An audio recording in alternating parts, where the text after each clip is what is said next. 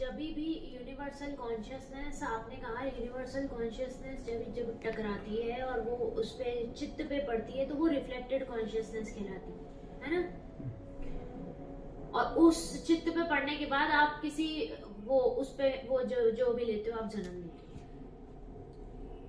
देखिए सबसे पहली बात कि यूनिवर्सल कॉन्शियसनेस जब चित्त पे पड़ी तो वो जो रिफ्लेक्टेड कॉन्शियसनेस है वो रिफ्लेक्टेड कॉन्शियसनेस टकरा के वापस नहीं जा रही है।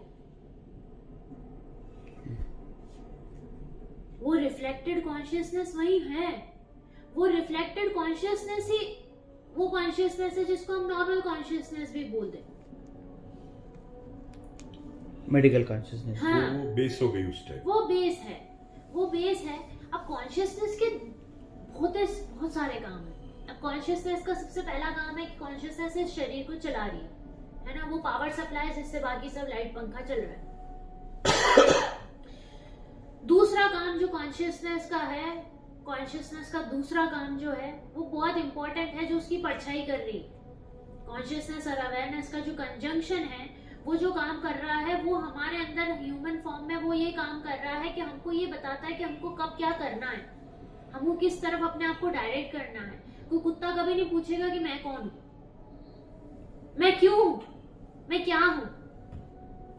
वो सिर्फ जी रहा है ना। वो सर्वाइवल उसका इंस्टिंक्ट है और वो सर्वाइव कर रहा है।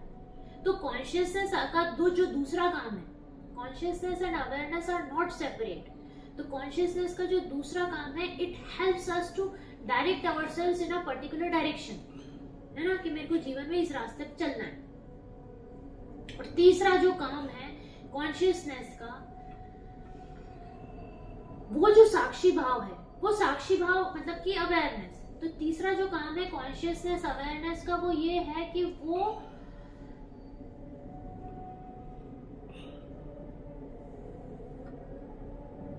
आपको ये जीने पे, मतलब कि आप ये खुद को खुद जीते जीते, है ना, खुद को खुद जीते जीते भी आप अपने आप के साक्षी हो सकते हो। वो काम जो है वो तीसरा काम है कॉन्शियसनेस अवेयरनेस का।